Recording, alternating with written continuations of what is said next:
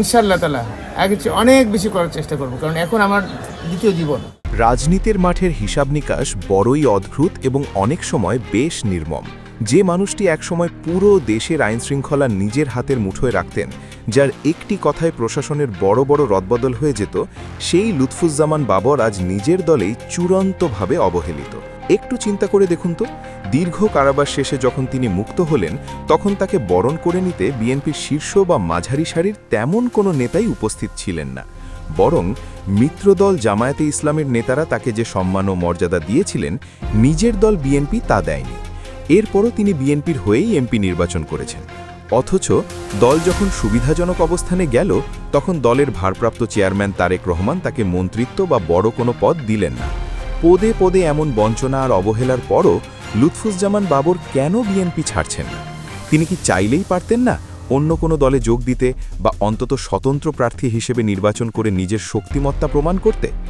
আজকের ভিডিওতে আমরা রাজনীতির এই জটিল সমীকরণটি একদম সহজ ভাষায় বিশ্লেষণ করব, যেখানে উঠে আসবে একজন সাবেক প্রতাপশালী মন্ত্রীর বর্তমান রাজনৈতিক অসহায়ত্ব এবং দলের প্রতি তার একতরফা আনুগত্যের পেছনের আসল কারণগুলো। সবচেয়ে বড় প্রশ্নটি হল, যখন তিনি দীর্ঘ কারাভোগের পর কারাগার থেকে বের হলেন, তখন আসলে কী ঘটেছিল? একজন সাবেক স্বরাষ্ট্র প্রতিমন্ত্রী, যিনি দলের জন্য এবং দলের হাই কমান্ডের নির্দেশ পালনের জন্য নিজের জীবনের সোনালী সময়গুলো কারাগারে কাটালেন, তার মুক্তের দিনটি কেমন হওয়া উচিত ছিল? স্বাভাবিকভাবেই আশা করা যায় যে দলের হাজার হাজার নেতাকর্মী এবং শীর্ষ নেতারা ফুলের মালা দিয়ে তাকে বরণ করে নেবেন, কিন্তু বাস্তবে তেমনটি একেবারেই ঘটেনি। আপনি ঠিকই ধরেছেন, জেলগেটে বিএনপির উল্লেখ করার মতো কোনো সিনিয়র নেতাকে তাকে বরণ করতে দেখা যায়নি। এর পেছনে কারণ ছিল রাজনৈতিক কৌশল এবং ভয়। বিএনপির অনেক নেতাই হয়তো নতুন করে কোনো বিতর্কে জড়ানোর ভয়ে তার কাছ থেকে দূরত্ব বজায় রেখেছিলেন, কিন্তু অবাক করার বিষয় হলো, সেই সময় জামায়াতে ইসলামীর নেতাকর্মীরা সেখানে উপস্থিত ছিলেন এবং তারা বাবরকে যথেষ্ট সম্মান জানিয়েছিলেন। জামায়াতের এই সহমর্মিতার কারণ হতে পারে বিগত জোট সরকারের আমলে তাদের মধ্যকার সুসম্পর্ক এবং কারাগারে একসঙ্গে কাটানো দীর্ঘ সময়ের রাজনৈতিক বোঝাপড়া। নিজের দলের এমন নীরবতা এবং মিত্রদলের এমন উষ্ণ অভ্যর্থনা যে কোনো রাজনীতিবিদের জন্যই চরম অপমানের এবং কষ্টদায়ক। তারপরও বাবর সেই অপমান নীরবে হজম করেছেন। দলের নেতাদের এমন আচরণের পরও তিনি প্রকাশ্যে দলের বিরুদ্ধে একটি কথাও বলেননি। এখন খুব স্বাভাবিকভাবেই একটি প্রশ্ন মাথায় আসে, এমন অবহেলার পর তিনি কেন অন্য দলে যোগ দিলেন না? রাজনীতিতে দলবদল তো খুব সাধারণ একটি ঘটনা। অনেক নেতাই তো নিজের স্বার্থে দল পাল্টান। বাবর চাইলেই ক্ষমতাসীন দল বা অন্য কোনো বড় জোটে যোগ দিয়ে নিজের জন্য একটি নিরাপদ অবস্থান তৈরি করতে পারতেন বলে অনেকেই ভাবতে পারেন, কিন্তু বাস্তব পরিস্থিতি লুৎফুজ্জামান বাবরের জন্য মোটেও এত সহজ ছিল না। তার রাজনৈতিক পরিচিতি, তার উত্থান এবং তার পুরো ইমেজ সব কিছুই বিএনপির সঙ্গে খুব গভীরভাবে যুক্ত। তিনি যদি অন্য কোনো দলে যেতেনও, সেই দল কি তাকে বিশ্বাস করত?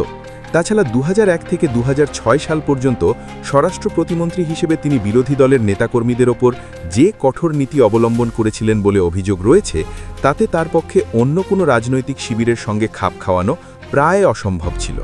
অন্য দলে গেলে তিনি হয়তো একজন সাধারণ নেতা হিসেবে কোনো মতে আশ্রয় পেতেন, কিন্তু তার যে নিজস্ব একটি ওজন বা রাজনৈতিক গুরুত্ব ছিল, সেটা তিনি চিরতরে হারিয়ে ফেলতেন। বাবর খুব ভালো করেই জানতেন, বিএনপি ছেড়ে অন্য কোথাও গেলে তিনি হবেন একজন সাধারণ বহিরাগত, যাকে কেউ মন থেকে মেনে নেবে না। তাহলে স্বতন্ত্র হিসেবে লড়ার বিষয়টি তিনি কেন বেছে নিলেন না?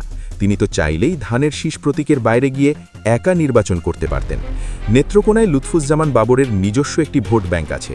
সাধারণ মানুষের মধ্যে তার একটি ব্যক্তিগত জনপ্রিয়তাও রয়েছে, কারণ ক্ষমতায় থাকার সময় তিনি তার এলাকায় রাস্তাঘাট, ব্রিজ, কালভার্ট সহ অনেক উন্নয়নমূলক কাজ করেছিলেন। তাই স্বতন্ত্র হিসেবে দাঁড়ালে তিনি হয়তো বিপুল ভোট পেতেন এবং জয়লাভেরও একটি সম্ভাবনা ছিল। কিন্তু বাংলাদেশের রাজনৈতিক প্রেক্ষাপটে জাতীয় নির্বাচনে স্বতন্ত্র প্রার্থীর জয়লাভ করা এবং জয়লাভের পর রাজনীতিতে টিকে থাকা অনেক কঠিন একটি বিষয়। স্বতন্ত্র এমপি হয়ে সংসদে হয়তো যাওয়া যায়, নিজের এলাকার মানুষের কাছে নেতা হওয়া যায়, কিন্তু রাষ্ট্রীয় ক্ষমতার আসল স্বাদ বা একটি বড় দলের যে বিশাল সাংগঠনিক কাঠামো আর নিরাপত্তা থাকে, সেটার সুবিধা পাওয়া যায় না। বাবর খুব ভালো করেই বোঝেন, ধানের শীষ প্রতীক ছাড়া তার পক্ষে একা বড় কোনো রাজনৈতিক পরিবর্তন আনা বা জাতীয় রাজনীতিতে টিকে থাকা সম্ভব নয়। তাই নিজের ইগো বা অভিমানে পড়ে স্বতন্ত্র হওয়ার চেয়ে তিনি রাজনৈতিক বাস্তবতাকে বেশি গুরুত্ব দিয়েছেন। তিনি জানেন, একা হয়ে গেলে তিনি খুব সহজেই রাজনৈতিক প্রতিপক্ষের শিকারে পরিণত হবেন। এরপর আসে সবচেয়ে আলোচিত বিষয়টি, তিনি বিএনপির হয়েই এমপি পদে লড়লেন। তার এবং তার সমর্থকদের একটি বিশাল প্রত্যাশা ছিল যে অতীতের ত্যাগ এবং দীর্ঘদিন জেল খাটার পুরস্কার হিসেবে দলের হাইকমান্ড তাকে হয়তো বড় কোনো দায়িত্ব দেবে। অনেকেই ভেবেছিলেন যে তাকে অন্তত একটি সম্মানজনক মন্ত্রিত্ব দেওয়া হবে, কিন্তু তারেক রহমান সেটি করেননি। এর পেছনে তারেক রহমানের নিজস্ব কিছু কঠোর রাজনৈতিক হিসাব নিকাশ রয়েছে। তারেক রহমান এখন বিএনপিকে নতুন করে সাজাতে চাইছেন। তিনি চাইছেন দলের গায়ে লেগে থাকা অতীতের বিতর্কিত দাগগুলো মুছে ফেলে একটি পরিষ্কার ইমেজ তৈরি করতে। লুৎফুজ্জামান বাবর বিএনপির জন্য একজন অত্যন্ত বিশ্বস্ত নেতা ঠিকই, কিন্তু জাতীয় এবং আন্তর্জাতিক রাজনীতিতে তার ইমেজ খুব একটা ইতিবাচক নয়। তার আমলের বেশ কিছু সংবেদনশীল বিষয় এবং বিতর্কিত ঘটনার সঙ্গে তার নাম জড়িয়ে আছে। তাই তারেক রহমান হয়তো মনে করেছেন বাবরকে সামনে আনলে বা মন্ত্রিত্ব দিলে দলের ইমেজ নতুন করে সংকটে পড়বে। আন্তর্জাতিক মহলও হয়তো বিষয়টিকে ভালোভাবে নেবে না। বিরোধী পক্ষ খুব সহজেই বিএনপিকে আক্রমণ করার একটি বড় অস্ত্র পেয়ে যাবে। মূলত এই রাজনৈতিক কৌশলের কারণেই বাবরকে সাইডলাইনে রাখা হয়েছে। বাবর দলের জন্য একজন ত্যাগী নেতা ঠিকই, কিন্তু তাকে একেবারে সামনের সারিতে বা ক্ষমতার কেন্দ্রে রাখাটা দলের বর্তমান নেতৃত্বের কাছে অত্যন্ত ঝুঁকিপূর্ণ মনে হয়েছে। এসব হিসাব নিকাশ জানার পরও বাবর কেন পড়ে আছেন বিএনপিতে? এই প্রশ্নের উত্তর খুঁজতে গেলে রাজনীতিবিদের মনস্তত্ত্ব বুঝতে হবে। এর সবচেয়ে বড় কারণ হল নিজের রাজনৈতিক অস্তিত্ব টিকিয়ে রাখার শেষ লড়াই। বাবর জানেন বিএনপি ছেড়ে বেরিয়ে গেলে তার আর কোনো শক্তিশালী রাজনৈতিক পরিচয় থাকবে না। একজন রাজনীতিবিদের কাছে তার দলের ব্যানার এবং তৃণমূল কর্মী সমর্থকই হল সবচেয়ে বড় শক্তি। তিনি যদি অভিমান করে দল ছাড়েন, তবে এই শেষ বয়সে নতুন করে রাজনীতি শুরু করা তার পক্ষে কোনোভাবেই সম্ভব নয়। তাছাড়া তার রাজনৈতিক জীবনের যে বিশাল অতীত, সেটাকে তিনি কিছুতেই অস্বীকার করতে পারবেন না। একা হয়ে গেলে তিনি রাজনৈতিকভাবে সম্পূর্ণ অরক্ষিত হয়ে পড়বেন এবং যে কোনো আইনি বা রাজনৈতিক ঝামেলায় কেউ তার পাশে দাঁড়াবে না। তাই যতই অবহেলিত হন না কেন, দলের ভেতরে একটি কোণায় পড়ে থাকাই তার জন্য সবচেয়ে নিরাপদ এবং বুদ্ধিমানের কাজ। আরেকটি গুরুত্বপূর্ণ বিষয় হল দলের প্রতি তার একনিষ্ঠ আনুগত্য এবং দীর্ঘমেয়াদী প্রত্যাশা। বাবর বিএনপির এমন একজন নেতা যিনি দলের শীর্ষ নেতৃত্বের প্রতি, বিশেষ করে জিয়া পরিবারের প্রতি সর্বদা চরম অনুগত থেকেছেন। তিনি জানেন রাজনীতিতে সময় সব সময় একরকম হয় না। আজকে যিনি অবহেলিত, কাল রাজনৈতিক প্রেক্ষাপট পরিবর্তন হলে তিনিই হয়তো আবার সবচেয়ে গুরুত্বপূর্ণ ব্যক্তি হয়ে উঠতে পারেন। বাবর মূলত সেই সময়ের অপেক্ষা করছেন।